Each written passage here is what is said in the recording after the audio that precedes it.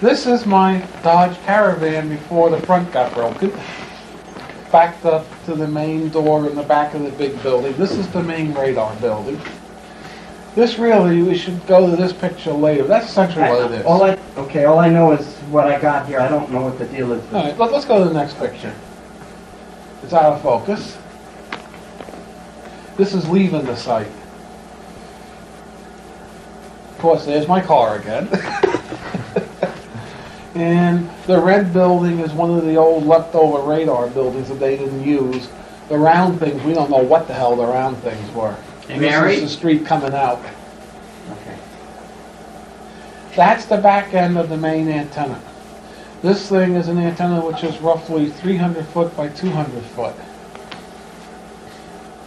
And that tower that goes this way, the gain horn is mounted on. That's the omnidirectional antenna. And the little thing on top that's shaped like that is the IFF antenna. They didn't use the IFF. Is this for the project? Yeah. This is the transmitter? This is the transmitter. You're looking at the transmitter. In fact, anyone that has any sensitivities, this is a full shot of the building. Anybody that has any sensitivity can probably feel the energies coming off this picture.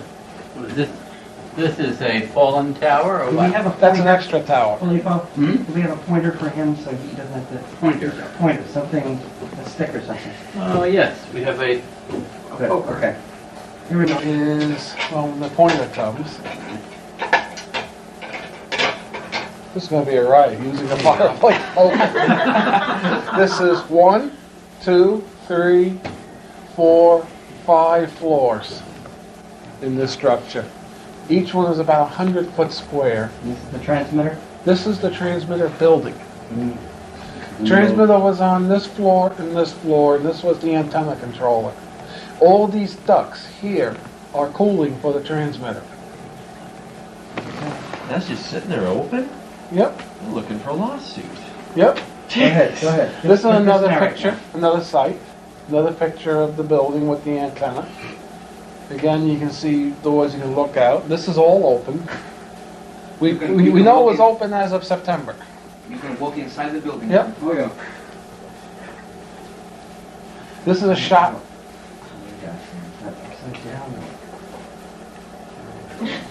Alternate reality. This is just essentially background. Let's keep going. This is another one of those round structures. What they did with these in the project, if anything, we don't know, and they didn't look maintained. You can see it's all rusted over here, here, and, but you can see that other building was maintained. This was like about 85, these pictures were taken. Okay. This is a shot from the roof looking up at the antenna. This is a catwalk. People walked here. You can get an idea of the massive size of this thing. This is the antenna? This is the antenna, transmitting antenna. This is shot out over, that's the ocean, from the roof of the building. Okay. I'm going to change it here. This is the group. This person should be familiar. That person should be familiar. This is my friend Jeff that comes up from Maryland. That's the guy that plays Rambo running around the woods. Now those buildings in the back? That's two of those round buildings. You can see they haven't been maintained. Look at the doors here. Yeah. Did you go inside of them? Yeah. And you couldn't tell what it was all about? There isn't anything in them. Nothing in them. Those are cleaned out. And those buildings you can still walk in now? If they haven't boarded up, sure. Okay. I don't know. This is a picture of what they call omnidirectional antenna. This is what the antenna they use. In fact, if you look, you see all the wires feeding in, all the coax cables feeding in. This they use to send out a signal, but we believe they use this more for picking up signals. This will pick up a return from the person that they were targeting. Because it has one huge cable that goes up to it and a bunch of little cables for receivers. And they control the different dipoles on this. Okay, let's go. This is a general shot of the antenna. That's the gain horn. See, they were first focusing this so the signal will go in, bounce off, come out. What they finally realized is they didn't want the Hertzian component that reflected So they positioned it so the gain horn pointed right at the subject. That's the way they eventually developed this thing so it worked right. Outside. Outside, The yeah. subject was outside. The subject was in another building that was downrange. The focal point was at that building. Yeah. This is a distance view of the thing. You can get an idea how massive it is. What are the dimensions approximately? 300 feet by 200, 150 feet. 100 feet this 125 way. tons for the antenna and 125 tons for the control mechanism on that roof. That's the pedestal here. 125 tons each. This weighs 125 tons and this is about 200 tons. Did you help design this transmission antenna? No, that was part of the Sage. Okay. A wiped out shot. But this is interesting. This is essentially the main building. This is the transmitter building. This is the control center where all the computers were, and this was offices. Where was the subject? Down the hill that way. Okay, in another building, yeah. Yeah. Now those buildings are still there, are they Oh, yes. open? This one is open. I'm told this one is open and this one is open, and the powerhouse is open. I assume This you is a meant- distance shot. You're 2 miles away here from the building. Montauk Highway. Same thing. You're 2 miles away here. I don't know what that is. Oh yeah, you're Yes, further way away. down. This is now this is in the town still. This is like about 5 miles away here. That's the building. And no telephone. What about this camera? This building here is where they had the subject. This is how many people know what the planetary grid is? I know. Yeah. This is one of the cross points of the grid. You stand here, you'll feel the grid. And it's still there. Yep. That plot of land. And if we have the right picture, you'll see they arranged the buildings around the cross point like the Indians arrange mounds of rock around the cross points. These buildings tune the cross point. But they focused, if I remember, on that building, was where they had the subject. You know, these buildings are, Duncan verified it, that's where he was. Okay. Duncan has a tendency to flip when he sees stuff like this. Okay, let's go to the next one. That's me. Standing next to the radar site 5 miles away. And you see my welding glasses. Yes. Another shot. You can go on. That's extraneous. Do these power lines go straight to that Yep. location? They go straight to that And all they are location. is to carry... Those high tension, Wow. Right here, you can see the high tension lines. are they still active? Oh yeah. Those are what supply the point. Okay. I mean, are they active? Here's a to picture that of the point? pedestal. These are motors for them. The motors are gone today. This is on the roof. This is on the Okay. roof. Motors are gone? Yeah, someone took the motors. How? I don't know. And how they got them down, right? Oh, that's on If top they of the pushed them building. off and let them crash, there'd be big crevices in the ground, but we didn't heard of any crevices. Train freaks may have taken these, because these are the same motors that run the big locomotives. This is a picture of the gain horn. This is the thing, this is about the size of my Volkswagen Rabbit at the time. This is what actually sent the signal out. It went out like this. More weight guide went down the catwalk and went into the building. We're looking at it sideways. Yeah. Right. Oh, there's the UFO landing pad. That was a landing pad, right? What is that? That's the only one of these round little buildings that's maintained. Oh, right. Where's the big building? There's just Another Okay, year that's now. an old radar building that wasn't maintained. This is the main operations center. This is where they had all the computers. And the chair was right below this building, we figure. And then that's the office building there. That's where Jack Pruitt and what's his Now, face? which building was the subject in? Can we see it there? Huh? Can we see the building the subject was in from here? No. Okay. Another same area essentially. But you notice these are not maintained. This one's nicely maintained.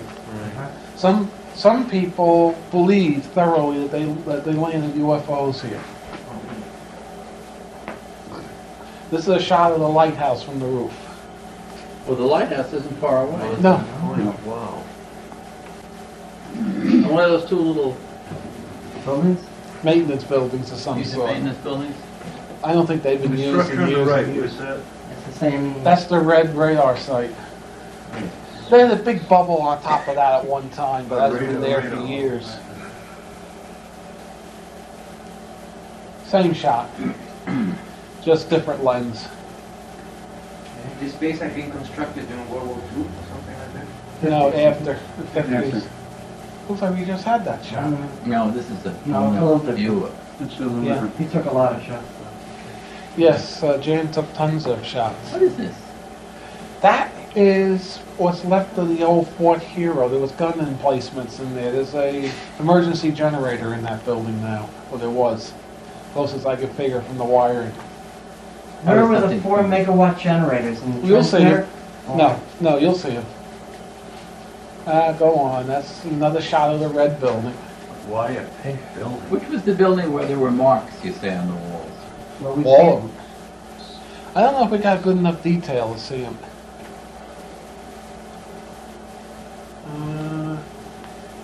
I don't know why he took a shot at that, but You like it? he liked it. Show me what you got here. Same thing. There. Gonna go in a distance. Or, I think the screen's That's the okay. Ma Bell Tower. He took a shot at that too. all right, Philippa. He took a shot of that one. Okay. The Ma Bell building, of course, is at the base of it. Something new and different. I never understood why. Oh yeah, this is a maintenance shed. This is the diesel tank that ran the generators.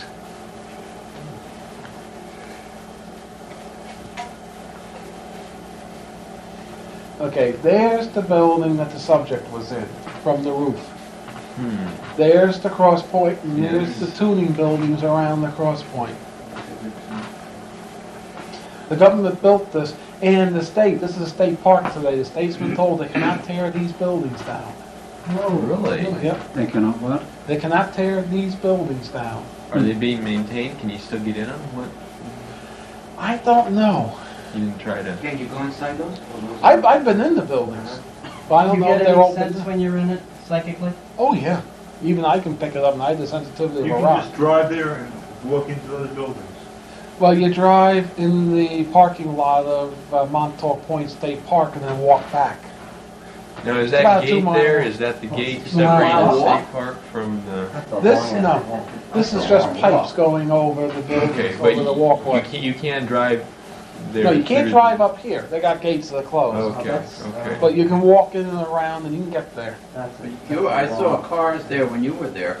Well, we had their permission to be in there to take pictures and stuff like that. This is just another shot of over there. You can see how far away they were focusing, and they were focusing right on this building. Yeah, It was right in the line of sight. but you can't drive into the main basement. No, not now. No, No, you just gotta walk through. you gotta walk in. That's a long walk. Yeah, especially on a cold day. Yeah, You no, have we- permission, when did you go with the cars? This was May May of '86. When it was warm? '86. May of '86? Yeah. You have a letter? Yeah, we had a letter. That letter no good now? No, it's not any good now. What is that tank? This is the diesel fuel tank that ran the generator station. Okay. Oh, I don't know why you took a picture of that.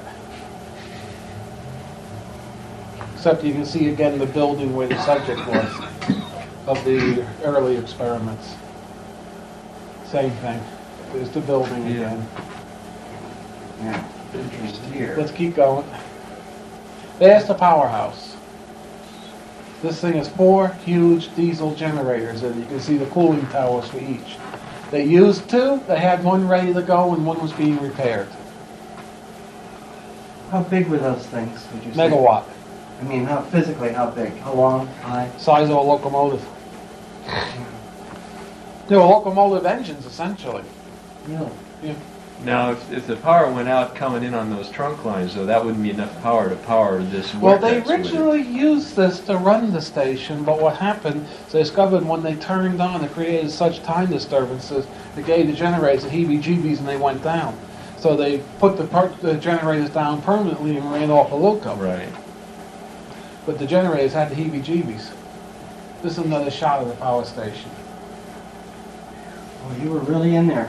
Yep. Another shot over, I think this is the bay between the ports. Same thing. Where the antenna is? That's one part of the antenna. I don't know if this is, I got this right. That, That's a shot of that other gantry from the roof. You saw that thing next to my car. You see, that hasn't been maintained either. do I have it right? Yeah. Yeah. Is it There's down? stuff strewn all over the space. Now, are you saying that this 30-foot creature was doing stuff to things like this, or no? Yeah, we think that was part of it. Ripped it off, you mean? Yeah. So if I see anything that's obvious, I'll let you know. Oh, no, there's not a whole lot more here. There's a lot of duplicates that I didn't use. No, that's nothing. You've seen that. So now we go inside. Yeah, okay.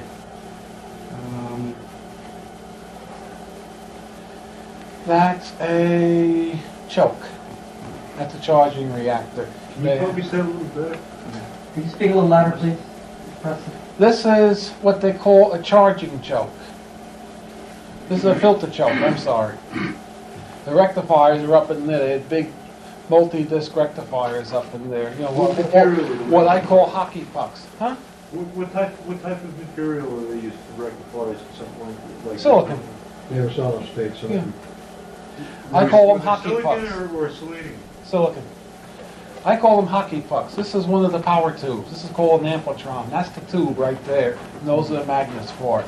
And the pulse transformer is in this oil-filled tank. And this crane lifts this thing out. How And big this is that other- diameter 3 on foot. the anode? 3 foot. Is this part of the equipment that was, that had to be destroyed, or is it just? No, they left this behind. Let's go on. This is a tube fully assembled with all the magnets on it. This thing is about 6 foot tall from here to here. Preston, that would never be used for radar, is that correct? They originally used it for radar. This was long distance radar, Uh-huh. but then they rebuilt them. Another shot of the amplitron. I never noticed a red floor before. Is Al here? Yeah, I'm here. You ever noticed a red floor? No. Something funny going on. When we were in there, part of it was red. And I don't recall what parts. This is a close-up of the amplitron. When you look at the walls in the back of that, you can see the marks. Incredible. They just abandoned all this equipment.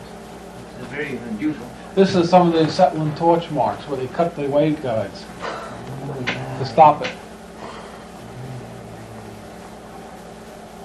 This is the power transformer. This thing probably is about 12 tons.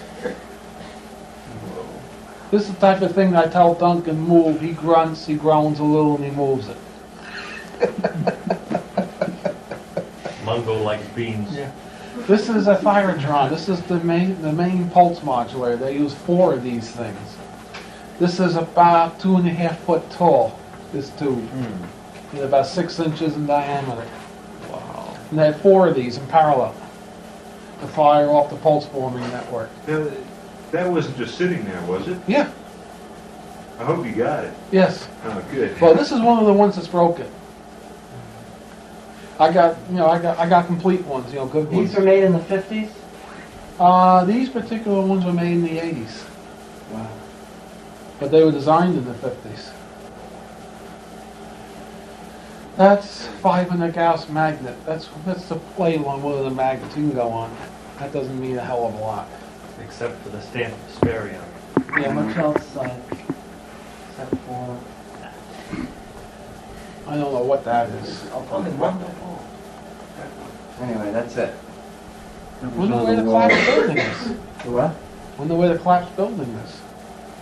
It might have been in some of the others. I got some more here if you want to run through them. It's up to you guys.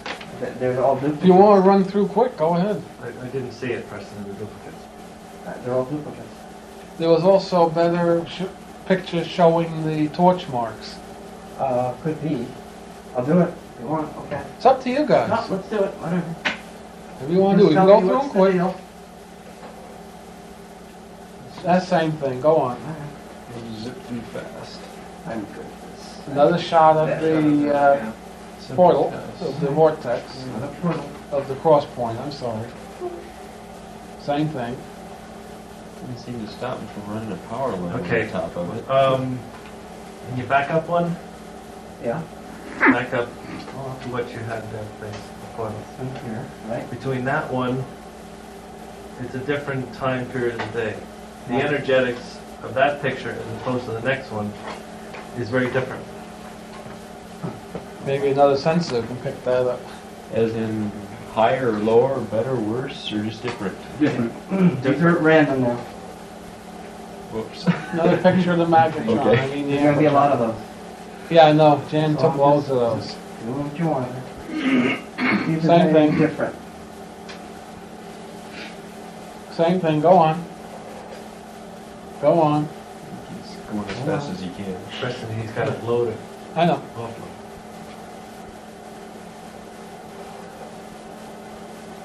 That's another If shot of there's the any more power welding source. shots that you see. Get those insulated. No. Big? Well, this thing provided 20 kV. Another shot, that's the same thing, go on. There's the torch marks, which are not as clear. Yeah, No. same thing, go on. You say there's lots of those. Okay. It's going to jump outside. Okay, this is a closer shot of the antenna, but not close enough. You can see all the cables going into this Yeah. box on the bottom. They were doing phased array work with this thing. You see cables running up it. These are driving. This is a series of dipoles. He's got a close-up of this somewhere in there. This is over the horizon radar, Yes, isn't it is. That doesn't matter. That's all fuzzed out.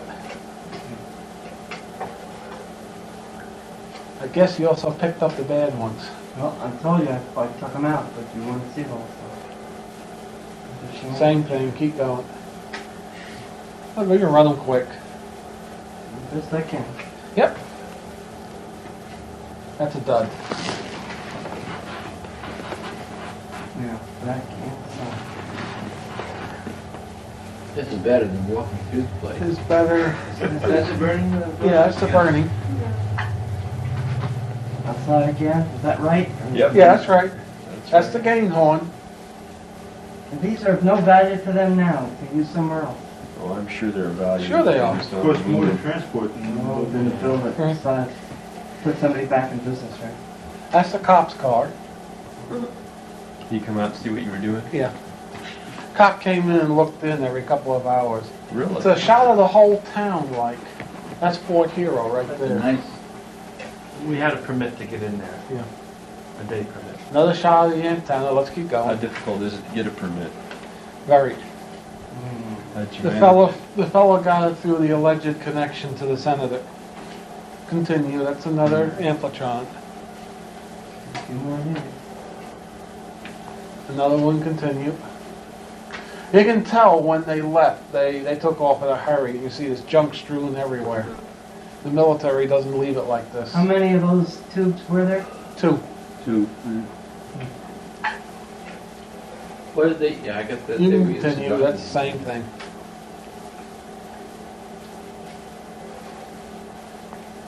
It's another shot. That's a welding torch up there? Yeah, there's 2 big ones. Big What- one here. what You would notice they're always where this would turn and go up.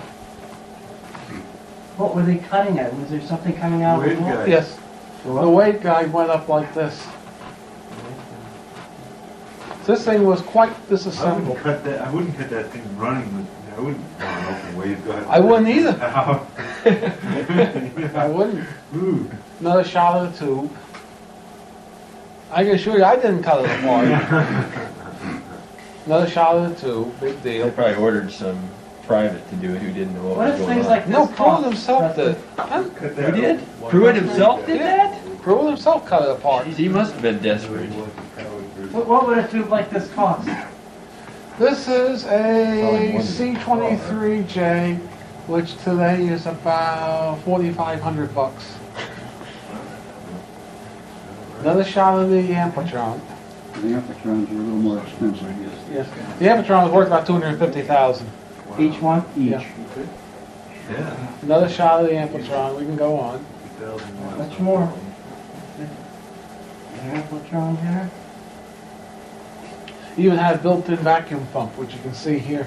Uh-huh. Yeah. That's it. Look at Okay. the magnet. That's it. Hmm? Okay. Okay. Start up on this. And work on it. Get into the Gonna have next. to pull the chair back in here somewhere. Now we go on to the Philadelphia experiment, Right. otherwise known as nonsense at sea. Earlier project which started this whole business off, so far as I can determine, that was the infamous Philadelphia experiment, so-called because in its final phases was conducted in the harbor outside the city of Philadelphia, Pennsylvania. It originally began back, I'll condense this quite a bit, it originally began back in the 30s in Chicago with three people, Dr. John Hutchinson Sr., who was the dean of the University of Chicago, Nikola Tesla, and a third man by the name of Dr. Kurtenauer, who was an Austrian physicist who was apparently on staff at the University of Chicago. They decided about that time to try and do something about all of the speculation rampant at that time and for years prior about things like invisibility and how could you possibly make an object invisible and so on. They got together and researched the thing and did some work at the University of Chicago around 31, 32. In 33, the Institute of Advanced Studies at Princeton, New Jersey was formed. And the project was transferred there probably about 34. One of the first people on staff at the University Institute of Advanced Studies was Dr. John Eric von Neumann, who is from Hungary, Budapest. He had his degree about 1925 in chemistry and 26 in physics, PhD in math. Taught in Europe for about 4 years, then transferred to the United States. He taught at the graduate school at Princeton for 3 years and was invited to join the Institute. Other people at the Institute, of course, included Albert Einstein, who left Germany in 1930, went to the California Institute of Technology for 3 years, taught there, then went to the Institute upon their invitation and acceptance. A lot of other people showed up there as time went on. But the project expanded about 1936. In the meantime, of course, Tesla was named as director of the project because he was a very good friend of a certain gentleman in the White House known as Franklin Delano Roosevelt, who he had originally met in 1917 when Roosevelt was the Secretary of the Navy, and Tesla was asked at that time to do some work for the government, for the war effort, which he did. And they maintained their friendship. When he became president, Roosevelt, insofar as I can determine, called him down to Washington and asked him, well, how would you like to work for the government again? And since he was not terribly flush with money at that time, namely Tesla wasn't, he accepted, became involved with this project insofar as being the director was concerned. He had already been involved. And he became and retained his position as director of the so-called Invisibility Project until he resigned or left, however it occurred in 1942. 1936, with their studies in the labs there, they decided to have some kind of an early test. They had partial results, which means they had partial invisibility. The Navy was encouraged, everybody was encouraged to continue. And of course, the Navy had been funding it almost from the beginning in terms of doing things like giving them little research money and grants and that sort of thing. It progressed onward until 1940, and I'll get a little bit out of sequence here, but in 1940, after further research and with Tesla's approach, they decided they were ready for a full test. They had a small Navy ship, probably a tender, and two adjacent vehicles, Brooklyn Navy Yard, and the two adjacent vehicles provided the power and the basic drives for the coils and the equipment they had on board the tender, with cables from either side, and the idea being if they're in the area of the Brooklyn Navy Yard with the cables, if something went wrong, they could cut the cables, and if they got desperate, they could sink the ship. Well, nothing of the kind happened. Everything worked, and the project was declared completely successful. But the important point of that 1940 test was there was no one on board the test vehicle. It was strictly a dry run, no people, no personnel. It's important because of what happened later. Now, in the meantime, other people came on board. There was a Dr. Gustav Lebon, an associate of Van Neumann's, who became a close associate. There was a Dr. Clarkson, came in about 1940. Additionally, also came a T. Townsend Brown, who had had a strange history I won't go into.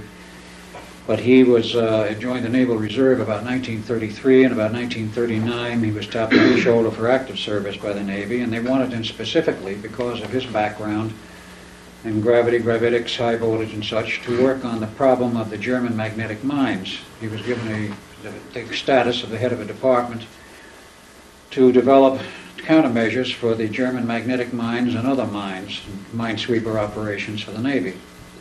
That became important because this led into a parallel project, the degaussing project of the Navy, where they developed the so-called degaussing cables to explode the magnetic mines at a distance quite safe, quite far away from the ship. Normally they'd be triggered by the magnetic flux of the ship's general mass, which would concentrate flux lines at a certain point that would trip the mechanism, and of course, ideally the magnetic mine would be tripped under the hull and of course blow the ship to kingdom come.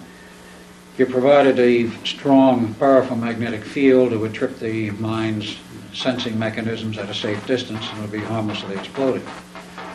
That project was actually separate from the invisibility project, but was also parallel in the sense that much of the same technology was involved. Now, I became involved with this thing. I'll have to go into a little bit of a personal history. We'll again try to condense it because we are, I think, running a little late, but whatever.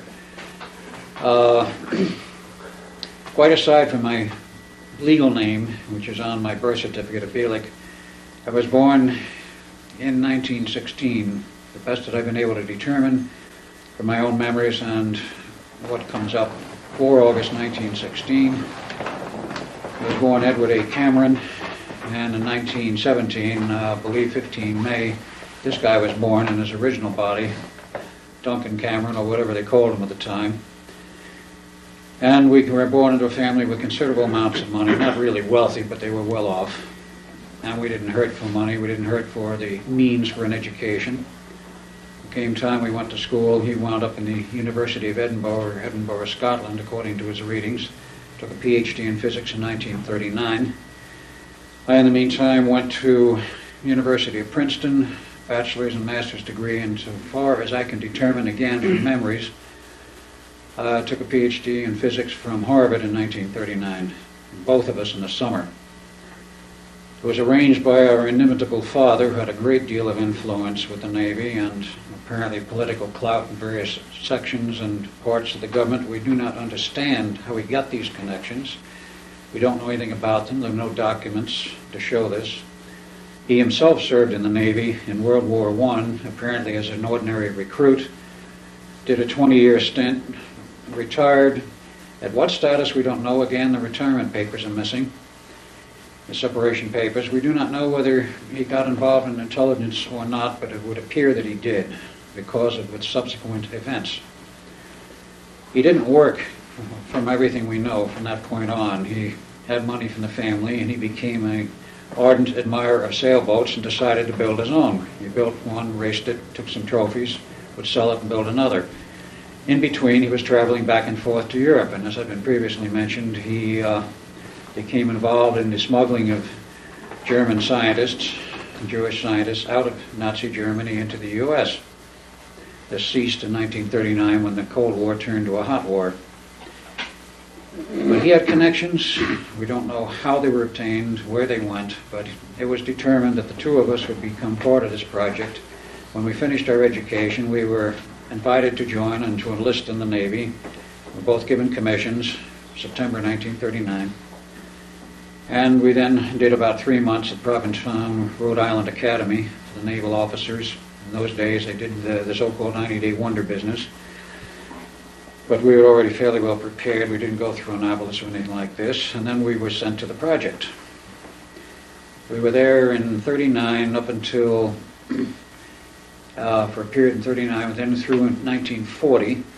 At the time of the test in the Brooklyn Navy Yard, we were on board at the Princeton Institute of Advanced Studies, and we also had, at that time, offices in the Philadelphia Navy Yard, which again became rather important later.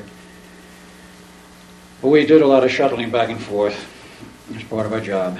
And one of the reasons why we were chosen was that the Navy wanted two people to represent their interests and keep full tabs on what was going on in the tests and the development of the program, who were technically competent to report in detail what was going on and to report to the Navy in the appropriate reports which they required, exactly what was happening in our technical commentaries. And that's why the education. There was also another aspect of this involved, that aside from Tesla, who did not have a good formal education, he started out, but in 1979 his father died, and his first year in the university he was terminated and he had to go to work. He came to the U.S. in '84. He had an enormous insight and an incredible intuitive insight, and solved his problems in that manner very competently. He had a perfect track record. But unlike he, Van Neumann had a PhD in math, and his mathematical background was in the turn of this century. And before he came to the United States, he met a number of other people. J. Robert Oppenheimer was in Germany at that time. He became important because a little later time Oppenheimer was involved with the atomic bomb project, but not with the invisibility program. Additionally, he met Dr. David, what was the mathematician's name? Hilbert, who was a genius of a mathematician. He developed all kinds of new math. He was essentially contemporary with Van Neumann, who was born in 1905. Hilbert was born about 1912.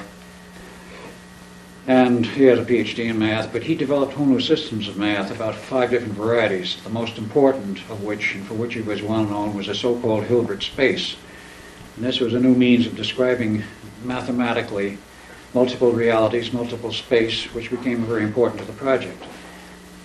Van Neumann met him about 1925, 27 in that period, and took a lot of Hilbert's work and ran with it. And Van Neumann, in turn, developed all kinds of new systems of mathematics of his own. He was also known as a real genius of a mathematician.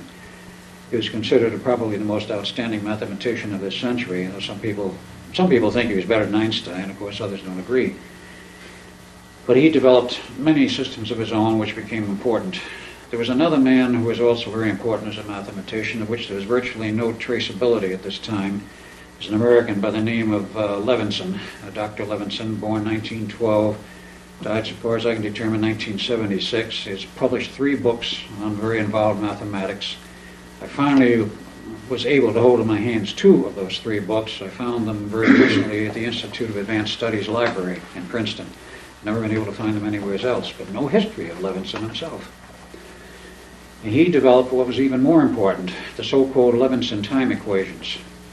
With that as a background, they were able then to go on and develop the whole system of the invisibility project as applied to a large part object. Now in 1940, as I said, the test was successful. The Navy then decided they would go full bore, finance the thing with unlimited funds, and classify the project, of course. And we were part of it. Well, in 1941, the project was going on, and of course Tesla had full bore enthusiasm from the Navy, and they had full confidence from the President and everybody else to go ahead. While we were at sea, because they decided the 2 of us needed some sea duty, so we spent a year, 1941, at sea, the USS Pennsylvania, as I remember. which toured the Pacific. He came back to Pearl Harbor for some repairs and dry docking in October of 41. We took some leave. We went to San Francisco. The 5th of December, we were about to board the plane back to Pearl when we were stopped by a captain who was just getting on the plane. He said, "Gentlemen, your orders are canceled. Come with me." So we met Vice Admiral Hal Bowen Sr., who was the then director of the Office of Naval Engineering, which was abolished in 46, but he was in charge of all of the research work for the Navy. And he told us, "Gentlemen, you may as well know, we will be at war with Japan within 48 to 72 hours. We expect to hit Pearl Harbor. You're not going back there. You're too valuable. So we're going to leave you in San Francisco until your tour is over, which is the home base for the Pennsylvania. You'll do office work. You can enjoy some leave time." He says, "You might as well enjoy it, because when you go back to the Institute, there will be no leaves and there will be nothing but hard work." So we did. January 42, we went back to the Institute and remained there through the whole series of tests and the whole project. In the meantime, Tesla was given a ship for his full-size tests with crew. And that happened to be a battleship, unknown. But in wartime, apparently, politics has a bit of pull, and the politics coming from the President of the United States, he could probably order the Secretary of the Navy to supply any kind of ship that Tesla wanted. So he got a battleship. The equipment was designed, of course, by Tesla with a lot of work and cooperation, and you might say also a lot of fighting between Tesla and Van Neumann. Tesla was director, Van Neumann was, I guess, assistant. They didn't agree on everything. Van Neumann had a great deal of respect for Tesla's ability, but they didn't agree about everything. Tesla was insisting, as the date approached for the tests on the battleship with personnel, that they were going to have a very severe problem with personnel. He said flatly, he says, "You cannot employ the large amounts of power required to make a ship of this size invisible without having a very disastrous effect on the heads of the people, or the minds or the bodies of the personnel involved, because we're talking megawatts of RF power, enormous amounts of power, and the coils, which in the early phases were like degaussing coils, were wrapped around the hull of the ship, but the later design was a set of 4 coils mounted on the deck of the ship, specially designed Tesla conical-shaped designs. And just interestingly enough, every transformer design ever built by Nikola Tesla was conical, was not round core, it was conically shaped, tapering towards a point at the top. Well, he knew he had a problem, Tesla. He went to the Navy, asked for more time, they wouldn't give him more time. He says, "You have a deadline." And he had already been advised, and here we have to backtrack a little bit into the history of Tesla. By his own statements to the press in 1900 in Colorado Springs, he said he was in contact with intelligences from off the planet Earth, very coolly received by his scientific colleagues. He made the same announcement to the press in 1923, at the time of the Mars approach, the close approach in 23, and he made another announcement after that. And according to 2 people I know personally who worked with Tesla in the period in the late 30s and the early 40s, he had a great deal of RF equipment in his New York labs. He had 2 of them, actually. His residence at the Hotel New York, and a receiving station there. And he also had lab offices and the lab operation in the top towers and the top floor of the Waldorf Astoria, and those transmitters were located there. At least one of these 2 people said he was in contact with somebody off-planet nearly every day. He says, "I didn't understand the equipment." He says, "I know he was." The inference here, and the data I have, is that he was in contact with the outside, and he was getting information which says, "You've got a very serious problem. You've got to solve it or you're going to lose people. They'll be dead." And so he went, based on this, to the Navy. The Navy would not give him additional time. He says, "I know how to solve the problem," but he says, "I need more time to design new equipment." The Navy says, "There's a war on. You can just make it work. Don't change anything. Make it work. You got a deadline." So he took the only way out he knew, and that was to sabotage the project for the test which came up in March 42. So he just detuned the equipment, so when the switches were thrown, nothing worked. I mean, the transmitters lit, the tubes came alive, and power was consumed, but nothing worked. No field effects, no invisibility. So he says, "Well, gentlemen, I guess I goofed, and it's time to leave. You have a very good man here who can take over the project, Dr. Van Neumann. I'm leaving. Bye." It's debatable whether he left or was fired, or whether they said, you were fired. He said, you can't fire me, I quit. In any case, he left. And that was the end of Tesla insofar as that project was concerned. What year was that? That was 1942, March. Van Neumann took over and he looked at everything. He said to the Navy, he says, I've got to make a study of this. It obviously failed. He says, I don't know what's wrong, but I'll find out. He says, I need time. The Navy couldn't say anything. He said, give him the time. So he went ahead. We were working with him at that time. We were back and forth between the Philadelphia Navy Yard office and, of course, the Institute. I don't know where we spent more time, probably at the Institute. So Van Neumann made his own study of it and decided to change things around, and they still had the 2 generators that he proposed to use. In the meantime, he didn't have the battleship. It was a ship of the line that went back in service. It did not have a special crew. It had the regular crew. And they finally decided, he, of course, talking through us to the Navy brass, we needed a special ship that would be outfitted from the ground up. So it was decided to pick one that was going to come down the ways, and they decided on DE-173, which later was named the Eldridge. And about July of 42, they were laying the keel, and it was designed, the design was modified so they could put in 2 huge generators. And the reason why they had to design the equipment to the ship was the fact that the destroyer escort is not a very large ship. It's about 1,500 tons, roughly equipped. A later figure said 1,900. Dry weight was agreement between both the Greek records and the American records of 1,240 tons dry. It's a rather small destroyer. It only had 2 gun turrets. So to fit 2 huge generators and the motor drive system and all the RF equipment and the 4 transmitters on this thing, it took a lot of design effort, actually, from the beginning to know where you're going to fit the stuff. You don't throw it on this ship in midstream after it's built. So October it came down the ways and they wanted to dry dock. They put equipment on board, and before they did this, they decided they needed a special test crew. Selected about 33 people, all volunteers, trained them up at Groton, Connecticut from about September to December of 42, and they graduated, and the picture still exists of the graduation class. And who was ahead of the class but our father? This picture there with the naval uniform and the cap and scrambled eggs and the whole bit. Still don't know how he got involved in this, but he could have transferred between the Navy and the Coast Guard, because there is a letter of citation still in the records, which Duncan has had, I believe, I don't know if you think he still has it, I've seen it, a letter of citation from the Coast Guard for assistance during the wartime period, meritorious assistance for during the war for the Coast Guard, etc., etc. And this was the Coast Guard Academy at Groton where this crew was trained. So they came back to Philadelphia, and the work continued. The equipment was outfitted, and they started after the ship was not seaworthy, but actually out of dry dock, sitting at the dockside at the Philadelphia Naval Yard. A long series of tests began, a lot of modification to equipment. Along about March of 42, Van Neumann started to shake a little and became concerned that maybe there's a personnel problem. And he started to agree with it because Duncan and myself were both pounding on him, saying, there's going to be a personal problem. You can't turn the switch on. You're going to possibly kill people. Tesla said so. Well, to mention the Tesla's name, he got very upset. He would fly into a rage, eventually got over it. But he agreed, yeah, maybe there is a problem. What do we do about it?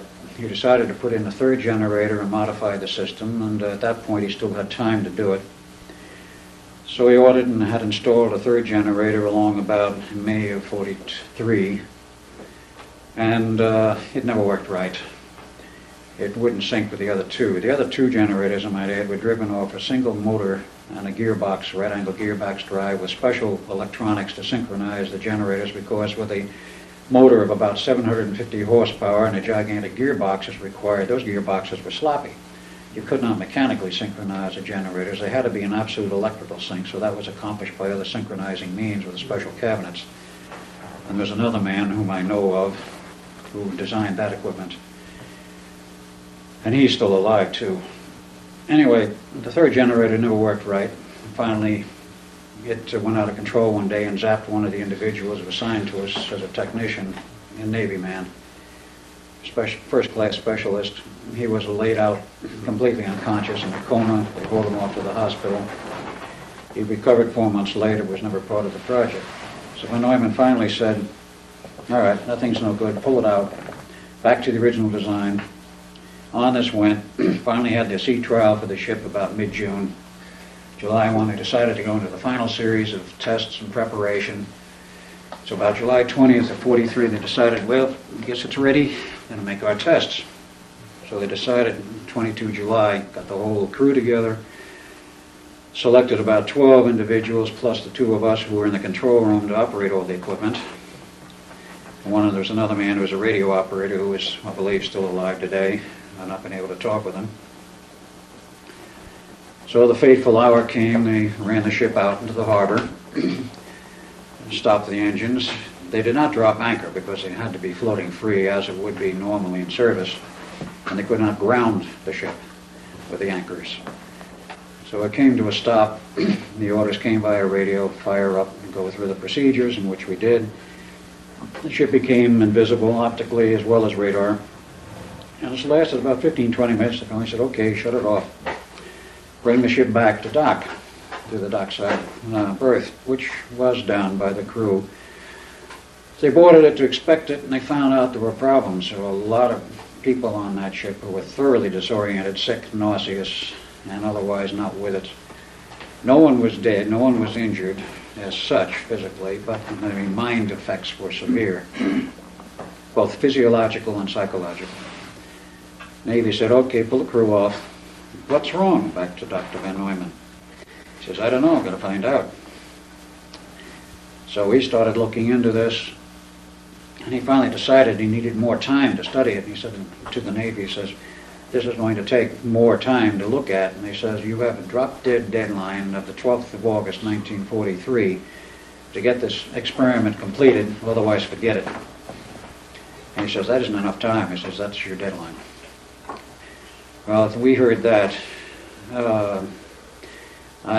Duncan, or particularly I went to we went up the line. We went to Hal Bowen and said, what's this all about? He says, that's the orders I was given. He says, where did they come from? He says, I don't know, but I'll find out. We went all the way up to the CNO, which didn't make sense because the Chief of Naval Operations normally doesn't concern himself with that kind of detail in a research program. He's concerned with the operation of the war. But of course, at the same time, there was the other project called the Atomic Bomb Project, Manhattan Project, as it was known then, which was vying with this as the secret weapon for the war. So as things went on, there were night and day operations to get this equipment in order. Van Neumann made changes because the Navy finally decided they don't want optical invisibility, they don't want radar invisibility only. At that time, we didn't have inertial guidance systems. We didn't have lower-end shore-end worldwide. And, of course, if you didn't have radar to see where an adjacent ship was, you better be able to see it physically. Otherwise, in the fleet, you might ram each other at sea at night. So that was the orders. He modified the equipment. On the 12th of August, rather shaking as we went out into our station, we knew things were wrong. And, well, we followed orders. The orders were, at the appropriate time, turn on the equipment, which we did. For about 60 or 70 seconds, everything looked good. They got the radar invisibility. The ship outline could be seen hazily. It was still more or less visible. And then, as memory serves, and as the observers said later, there was a flash of light, blue flash, and the ship just disappeared. Wasn't seen anymore, no outline in the water, no hull, nothing. No radio communication, gone for about 3 hours. When it came back, they knew immediately something was wrong because one of the masts, the principal radio mast, which had been designed by T. Townsend Brown, along with some of the transmitter equipment and the modifications, was broken. There was some superstructure damage, and they couldn't get any radio communications, and they couldn't get the ship to maneuver, so they went out and boarded it, and that's when they found the real extent of the problem. There were 4 men embedded in the decks, 2 in the steel decks on top, 2 in the bulkhead walls, and the 5th man had his hand jammed in the steel of the wall. He lived because they could cut his hand off and give him an artificial hand. People disoriented. Reports were some were floating around and finally got their feet on the ground. Others floated away and disappeared. The crew on the second test was a little larger than the first. And a number who were just plain totally insane.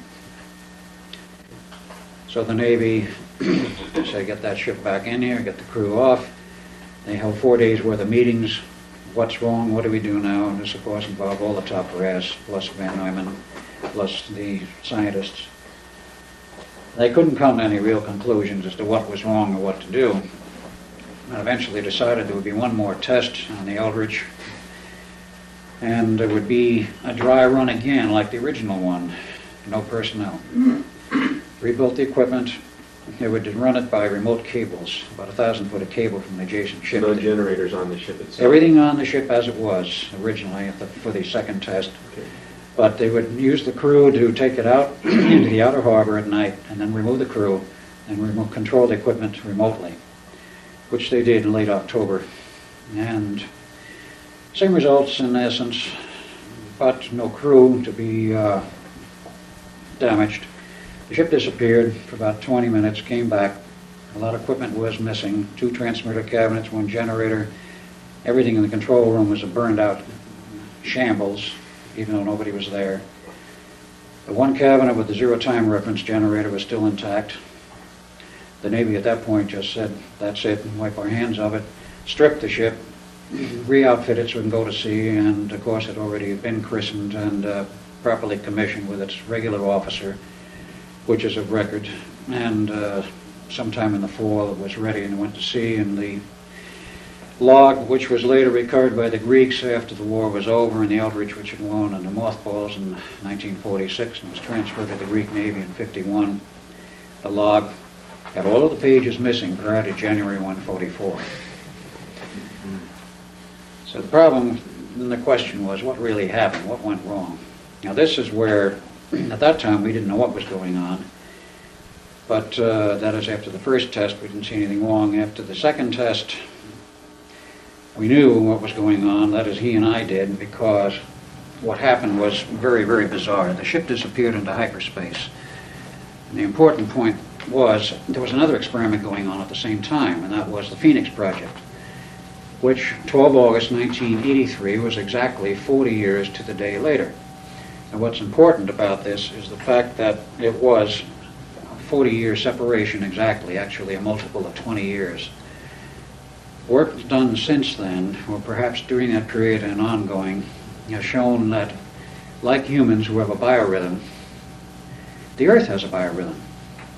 And the Earth's biorhythms peak out, 4 of them, 20 years to the day, plus or minus maybe half a day, every 20 years on August 12th, 1943, 63, 83, 2003, whatever. And it just happened to peak, or shall we say, maybe it just happened, maybe it was arranged this way.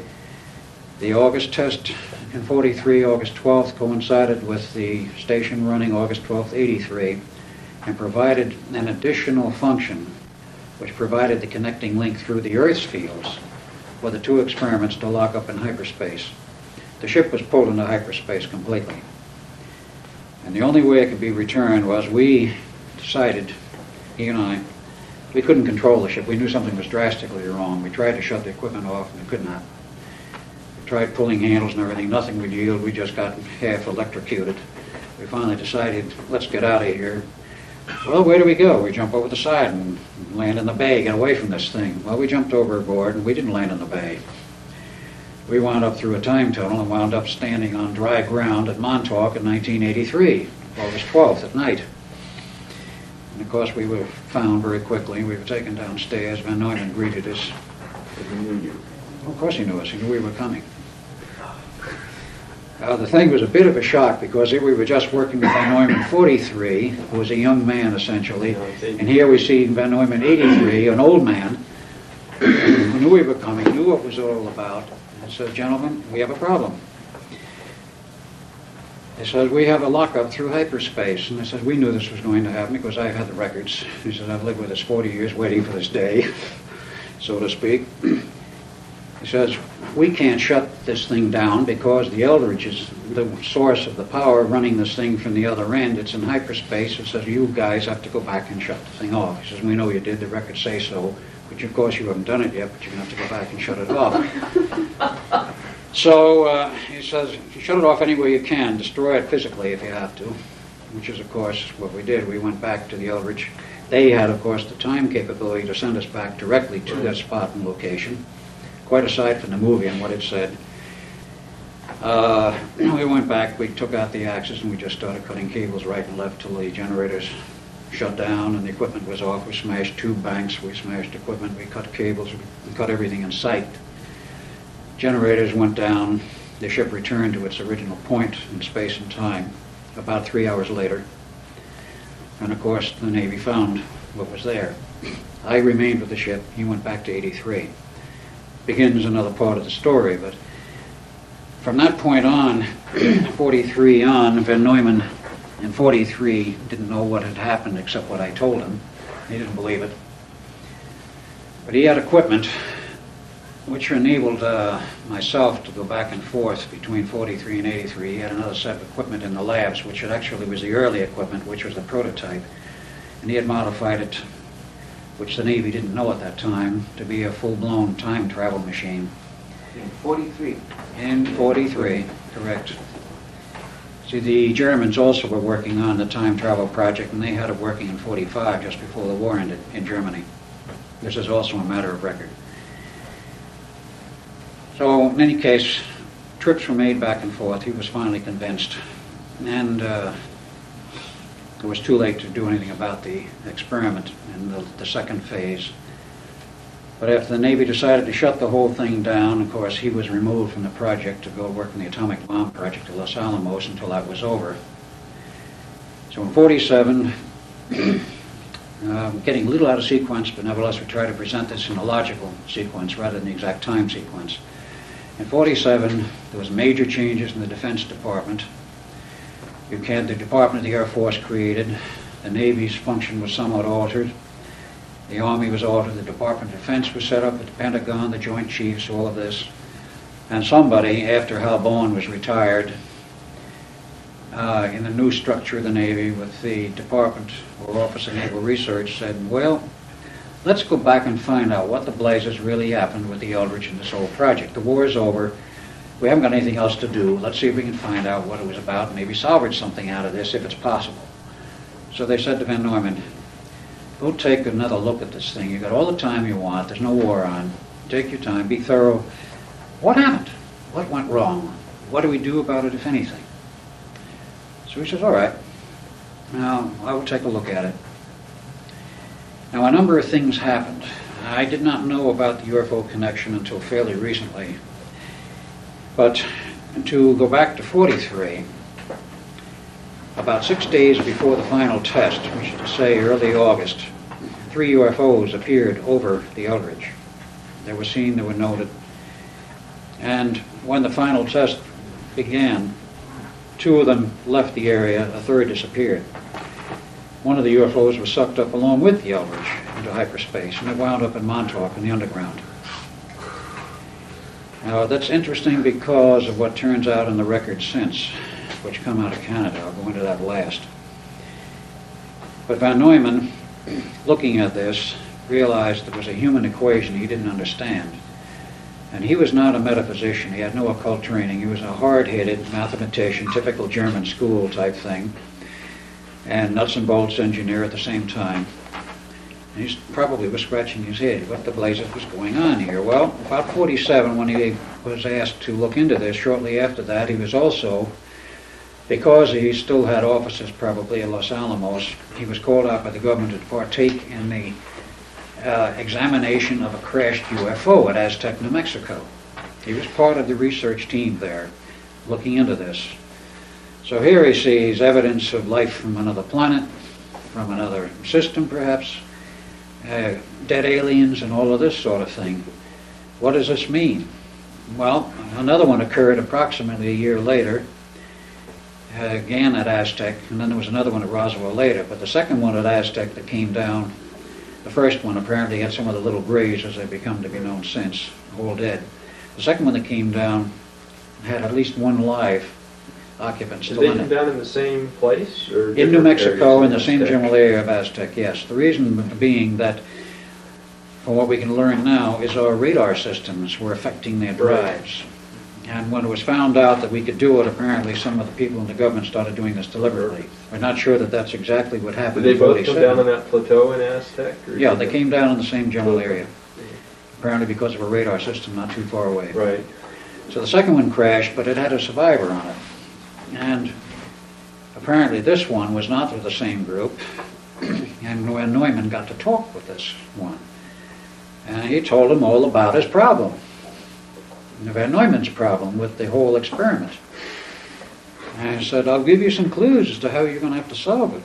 He says, you're going to have to solve it. So how the communication was set up, I don't know, but Van Neumann got his clue from that. He was badly shaken. He learned enough that he had to go back and start from page 1 and learn his metaphysics, his occult theory, everything regarding the human psyche. And he was told this, apparently. And I'm speculating in part. But he learned that he had to go back and do his own work on metaphysics.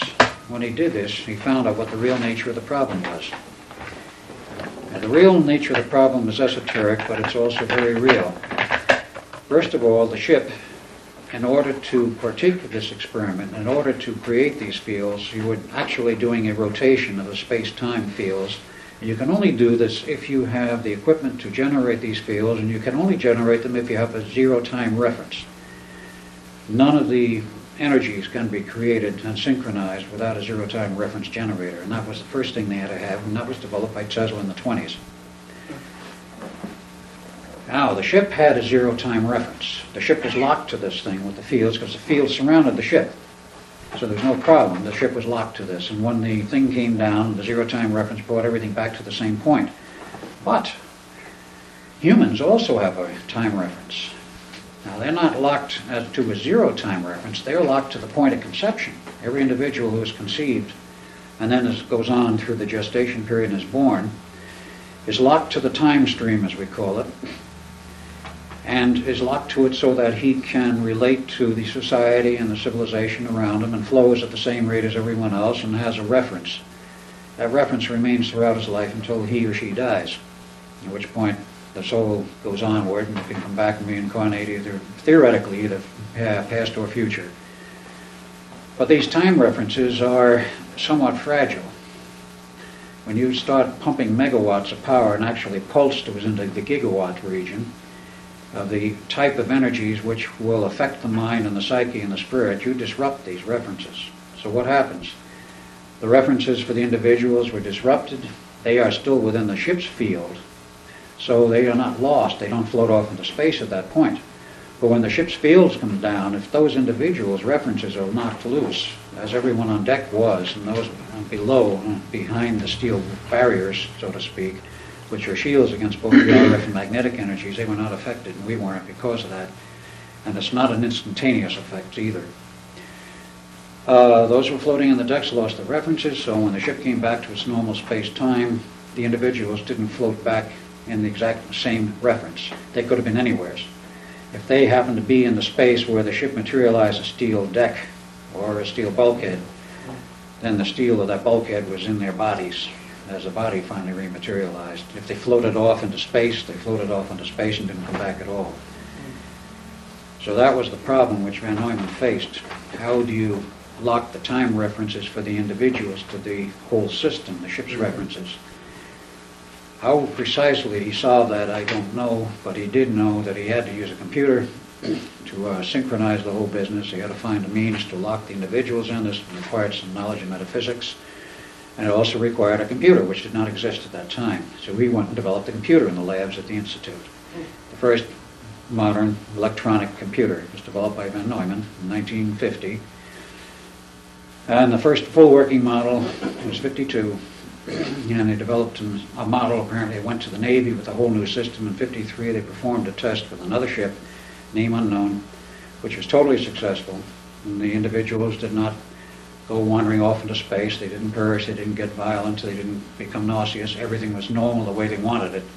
So what happens? The Navy says, we finally got it. They canceled Project Rainbow, which was the name for the project from 1940 on, and it became Project Phoenix. So this became, in part, Project Phoenix P1, and it also went into P2. But this is where the Philadelphia experiment, Project Rainbow, became part of P1. and became parallel with certain other work going on at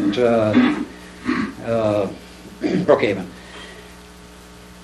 Now, one of the problems, of course, that developed, and the thing that the Navy had to look at, was what happened to the personnel. There were a number of medical reports, and I know of these because I personally talked with George Hoover, who was part of the investigative team with the Office of Naval Research in the 50s, when the whole matter was reopened with Mark K. Jessup, who wrote the book, The Case for the UFO, and this famous annotated book arrived in, I think it was Admiral Firth's office in 1955, and circulated through the Navy Department, the Office of Naval Research. And Jessup was called on. I says, "What do you know about this?" He says, "Nothing." He says, "What are all these footnotes?" He says, "I have no idea." It was Allende notes? This was the Allende business, right. Carlos Miguel Allende, and here's in the footnotes and the letters which later went to Jessup. And Hoover became thoroughly interested in the whole business. He set up the whole team to research the business, and he went back into the records. And he told me when I talked with him on the phone about 2 months or so ago, as I found out where he was, and he's retired, and he says, "Yeah," he said, "there was a medical report, and there was a final report." And he says the medical report was the most interesting one of all, because he said this indicated that the Navy was confronted with a totally new and unique situation. Very high-powered equipment affecting the minds and the physiology of sailors and men, which they had never had any experience with before. And he says a lot came out of that. Well, a lot did, but he didn't talk about what came out of it. Out of that came work which led to the mind research programs later, and all of the other things which expanded from P1 on. And they also found that certain aspects of the whole Philadelphia experiment and restudy involved mind potentialities for mind control, certain other things which they noted where some of these people faded out of our reality and then would fade back in a totally involuntary manner. Very strange phenomena, but all of this became part of a larger research program later. So the thing was salvaged in that sense. It also went on and became the basis as expanded for the development into the stealth program and a lot of other programs which are very sensitive and we'll go into. But what happened to us? Well, in 47,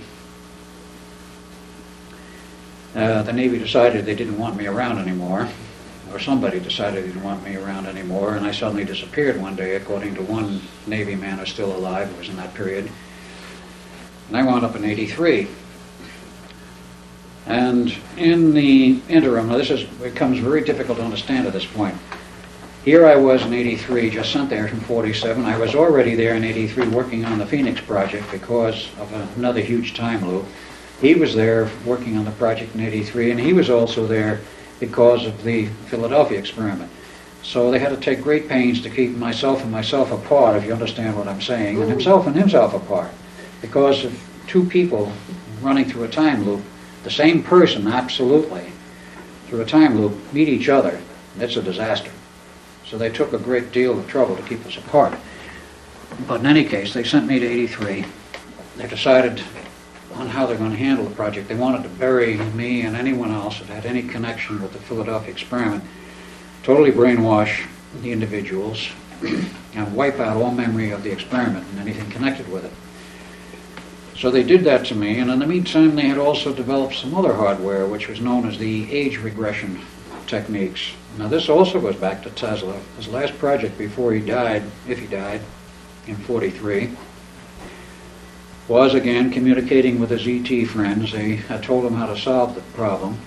He went on and developed a system for what he thought would resolve the problem of the sailors or anyone on board these ships after the experiment, if they had lost their time locks, to reestablish them in another point, possibly, where it would be more stable.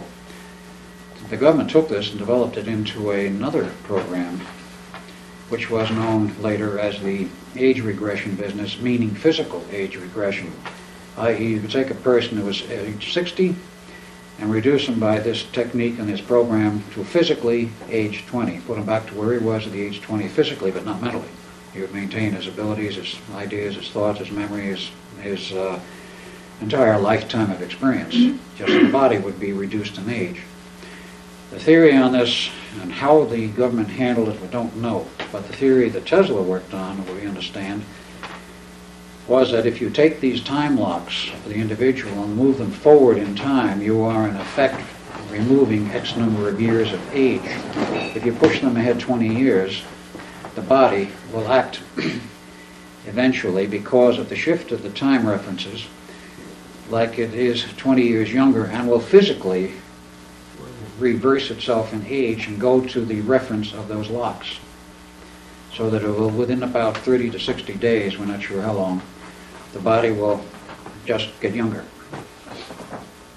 So what they did with me is they decided, well, we'll do a new one on him. We'll take him from age 31, which I was at that time in 47.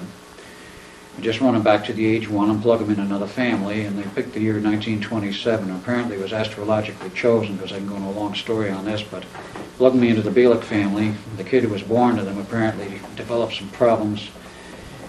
Whether they were genuine or whether they were feigned, I don't know, but the story was the kid was very ill and went to the hospital and died, and I was put in as a substitute and fitted in terms of what's a 6 months or 1 year old kid? One kid at that age looks just about like another. If you select them properly, you can hardly tell the difference. The mother may know the difference. And as it turned out, in my case, my legal mother, before she died, about 4 months, she came up one day in the nursing home with a memory. She looked at me very blankly, like I was somebody else, came out with this, I will never forget, she said, "The baby's dead, isn't it?" And I knew then that she knew, and had buried for years a memory of what had happened, because a substitution was made and she knew it, but she chose to forget it. There was only one child in the family, and that was me. There were no brothers or sisters. So I had a good part of my answer. I also know that I can regress all the way back in my time age sequence to 6 months, and then there's a total blank. And then there was a means by which I seemed to remember being born, which was actually the other kid, and I was interlocked for years with the other kid's cross-coupling of the lattices, which was another very exotic technique they used. They wanted to make sure I wouldn't remember anything, and I would remember being born in that body, which I did, except I wasn't. Anyway, that was what they did to me. In the meantime, in the process of pursuing the Phoenix Project, which was myself in this, if you want to put it, this current run of the lifetime, plus his, his original body. There's a crossover point here. I have to go back. Yes, okay, an original body and my original time and his original body, we were involved in running back and forth in the tunnels, and he became caught in a side tunnel which wasn't supposed to exist, but did, and he disappeared in it. I had to go find out what happened, and he was trapped by some aliens. They wouldn't let him go, and they wouldn't let me go either. So finally I said, "What do you want?" He said, "We want a piece of equipment." I said, "Well, you aren't going to get it if one of us aren't let go and let loose to go get it." I said, "Where is it?" He says, "Back at Montauk." I said, "Where?" And I said, "In that ship which came in." "What is it?" And they described it. He says, "I'll go get it if you'll let both of us go if you get the equipment." He says, "I went back, I got it." Is it Preston? Sure. Okay. It was the charging device for the crystal which was used as the drive for the ship. It was not understood at that time what it was, and they didn't want us in our society and civilization at that time to have it. This is the original Tesla design? No, this is the ET piece of equipment, Oh. ET equipment off the ship. They wanted that charging device back, so we didn't have it. It was agreed if I brought it back that they would release both of us. They got it, they released us. In the meantime, unbeknownst to them, his time locks dissolved because they didn't have a reference in the time stream. We were in a time zero artificial reality which they had created. So when he went back, no time references, his body starts to age very rapidly, like about a year per hour. So in 21 days, in spite of best efforts, the original body died. It was arranged in the meantime. I go back and see the father, "Hey, get busy, make another son." That son was born in 1951 and 1963 at the exact node point between the 20-year sequence. He was walking into that body at the age 12 from 83. Now, how all of this was accomplished in terms of technology and metaphysics, I can't answer, because I don't know, but it was done. He has the memories, I have the memories.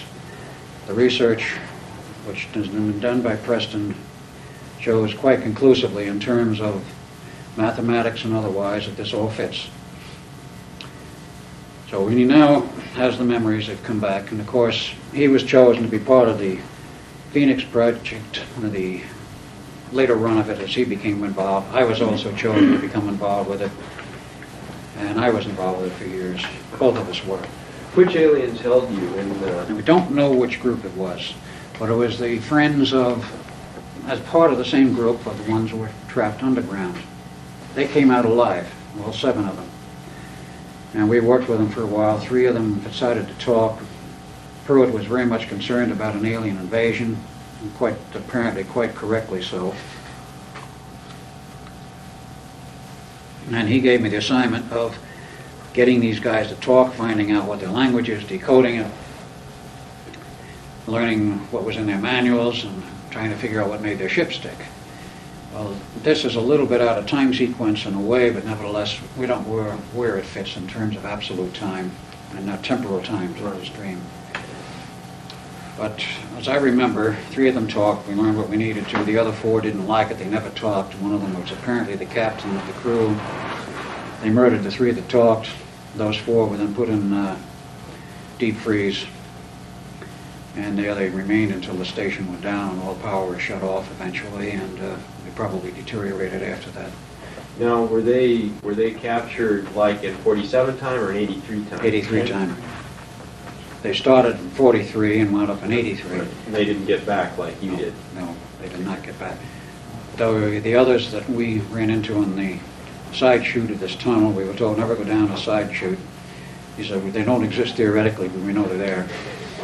They've had reports, apparently, of it. He said, don't ever go down and go through the main tunnel. For some reason, he got distracted on the side tunnel. Why, we don't know, but it happened. What did you learn from the aliens? You said you had to speak with them. Did you learn about their hieroglyphics, their language? Or we learned about their language. We were able to decode their manuals, and the concern was this a vanguard of an invasion force? And? I'm not sure what really came out of that. This was in 83. This was in the, well, maybe it was 83, maybe it wasn't. Right. I say I don't know the exact point in temporal time because I've been involved in that project at so many points Right. that when you're taken back to your point of origin, you're automatically erased, and I don't really know where that time was. I know that I believe the first time period I was involved with the Phoenix project was out of Hawaii in '56. They just pulled me forward into the time period where they were operating. Can you read hieroglyphics? Hmm? Their hieroglyphics, can you translate it? If you Not saw now. No, I did then, but I can't do it now. Totally brainwashed since. When the project went down, we're all being brainwashing. Only in the last year have I started, year and a half, have I started to come back with any of the memories of the the Philadelphia experiment. And only in the last 6 months have I started to come back with any of the real technical knowledge. How have you come up with these memories? They just come to you, or has it been like through Hypnosis? his machine? Or? The memory process, well, it started basically in August of '85 when I came after the USB conference where I met Duncan and Preston. I had known Preston prior to that particular conference. But he invited me to come east sometime and see their lab and possibly become a part of the lab. And I said, great. So my job collapsed in the meantime. I said, okay, you want to come in up in August? And he said, fine. So I was there a few days. I was going to be there just a weekend. I wound up being there 10 or 12 days. And after about 3 or 4 days I was there, and Preston says, I want to show you 2 guys something. I'm going to take a trip out into the eastern part of the island. But what he did is he took us to Montauk. Now, I'd never been there prior to this, I thought, and he had not been there prior to this, he thought. And they took us out, and we were picking up monitoring, and he was checking our monitoring of what we felt to see whether... Monitoring of what? The fields in the area. As we approached the town of Montauk, we were already feeling some pretty heavy crack. And as we got out to the area of the base where we parked the vehicle, which was in the parking lot of the park, and then walked in the base. As we walked in, we started to hear, what the blazes is going on here? This is horrible. This isn't the broad daylight. The further in we got, and the closer we got to the main radar building, the worse it got. And finally, we were both agreeing this is something absolutely horrible took place here. And I was seeing then, psychically, so to speak, the fact that there had been a 30-foot monster roaming around that place. And I told Preston, I said, I wouldn't want to be here at nighttime for any reason. And he said about the same. But that was my reintroduction, really. Right. That was the basis upon which, at a later time, I started to remember. There was a lot of meetings and discussions. Eventually, there were 3 trips back. There was a famous May '86 trip, including other friends from Phoenix who I had alerted about the project, and they came via various invites, probably from the senator, to go out there, got the permit, and wanted proof of something going on there, and got into a big fiasco. But eventually, that summer, I moved to Long Island, which was August of '86, and I got a job and stayed there until March of '87 when I went back to Phoenix. But in that interim period when I was there, was when I finally, well, actually earlier, it was in May of '86, or one of my last visits before I moved there. One weekend, I just decided not to take the plane trip back. He kept insisting, I was there on the project, and I was one of the important cogs in the project. I said, not me, it must have been my double, because I've had a lot of problems for years with the double. He said, yes, you were there, and Preston was sort of took a neutral position at that point. And I said, no, I wasn't. He said, yes, you were, and then finally one Saturday afternoon, I said, okay. Duncan said you were there. For the sake of argument, to myself, say, okay, I was there. Suppose I was, what then? For the next 2 hours, I shook like a damn leaf. I mean, I did the nervous shakes like you wouldn't believe. And when I saw that and felt that coming on, I said, oh, crap. This only means one thing. I was there. So I finally started mentally, internally, scanning up and down my timeline to see what could I find here. Is there a crack in this whole damn business of my timeline, of my time memories? I finally found the crack. It was a very narrow one. It came from Hawaii in '56, and that's a long story how I nailed that down, but I did. Says, all right, what's there? Boom! Down the tunnel, and there I was in Pruitt's office. And I was talking with him, and he was talking with me. He finally decided, yeah, I was the person he was looking for, and the person he wanted on this thing, and so on. I said, oh, crap. I was part of this thing. And the strangest thing happened that night after Preston came back. I canceled my plane flight. I canceled the turn-in of my rental car. So about 7:30 in the evening, Preston gets a mysterious phone call. Is Mr. Bielek going to pick up his plane ticket for the flight this evening? I already had the ticket. It was already too late for the flight. It was already over. A little while later, another phone call. Is Mr. Bielek going to turn in his rental car? And I was too late to turn it in. Third phone call about something or other related to me, and then another phone call came from someone alleging to be Mr. William Van Weiss, who I knew very well, and Preston knew not too well, but he knew him. Speaking on the phone in a very drunken voice, you're Preston Nichols? Yes. I don't like you. I don't like you because you have stolen my work. You've done this and this and this and this and on like this in a very drunken tone of voice. He was saying to me, he says, Bill. I said, why? I said, this guy is talking like he's drunk out of his mind and blaming me for everything. And I said, we'll find out when he gets off the phone. So I immediately called up Bill, got him immediately in California. I said, Bill, did you just call Preston? He said, call Preston? He said, I haven't talked with him in months. And he was perfectly sober. And I knew he was sober because he'd gone on the wagon, on the water wagon. I said, why? And I told him why. He says, I didn't call. I said, I don't know what this is all about. This whole string of mysterious phone calls that night, which we had never been able to figure out where they came from. But it meant I'd hit the jackpot. And somebody was monitoring the fact that I had finally tumbled to the Phoenix project. Well, so far as the Philadelphia experiment is concerned, how I remember that is somewhat different. In 1984, the summer of '84, about August, EMI Thorne of England released a movie entitled The Philadelphia Experiment. which a lot of you may have heard of.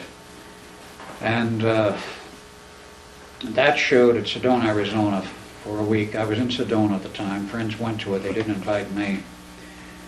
And I went and was going to go see it, but I never made it. And 2 weeks later, it was totally missing from the American scenario. It was gone. Well, the story, which turns out much later, was that 3 days prior to its release, EMI Thorne in England got a letter from the U.S. government saying, we don't want this movie shown in the U.S. We just don't want it shown, period. And EMI Thorne said, well, what do we do? I said, well, let's play dead like we never got the letter. We already have our commitment dates for release in the U.S. We'll just go ahead and release it, which we did. Got another letter from the U.S. government. We don't want this movie shown, period. So EMI Thorne couldn't ignore the second communication, so they fired back, and if you want it stopped, he said, you're going to have to get a federal court order banning it. And he says, we will. And they did.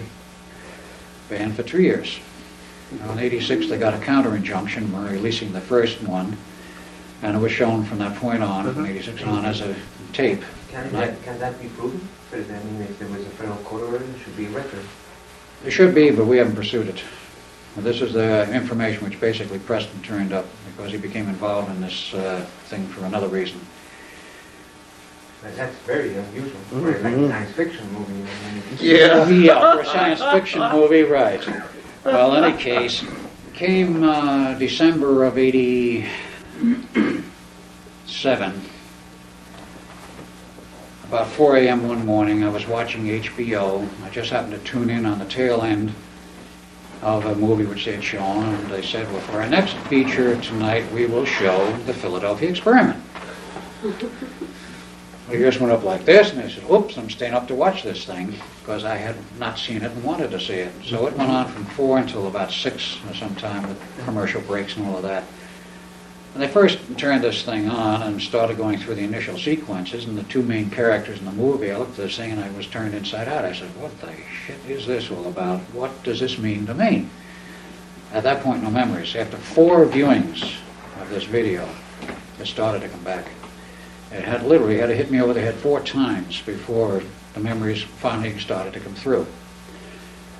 And at that point, he hadn't even seen the movie or the video. Well, in March of '88, there was a music festival in Lexington, Kentucky, called EKU Music Festival, Eastern Kentucky University. We all went down to it, and I brought the video with me. I bought it in the meantime. And I said to Preston and Duncan, and I said, let's get a video player, because they had TV equipment in the motel rooms. I asked Duncan, you ever seen it? No. He said, would you like to see it? Yeah. So we rented a video player. I showed it to him. He went absolutely inside out when he saw this thing, particularly one sequence in the end. He tried to crawl into the light outlet. Literally. Threw furniture around, crawled under the little table between the 2 beds. Preston? Yes, Preston. When he gets disturbed, becomes physically very violent. I mean, he can smash furniture. And he didn't literally try to smash furniture, it got thrown, tossed. He tried to crawl on the light outlet, and I said, Duncan, it's over.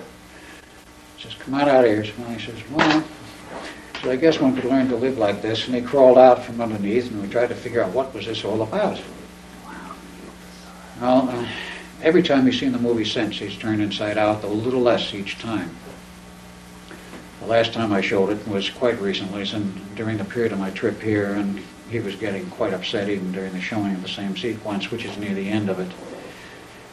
And it has a very, very powerful impact for him. It does for me, too. What is Duncan's original birthday? His original birthday? Yes. 15 May 1917. Okay. And we just want to follow this. And then, and 1917? Yeah. 1917. And your original birthday? For August 1916. At that time, what was the relationship between the two of you?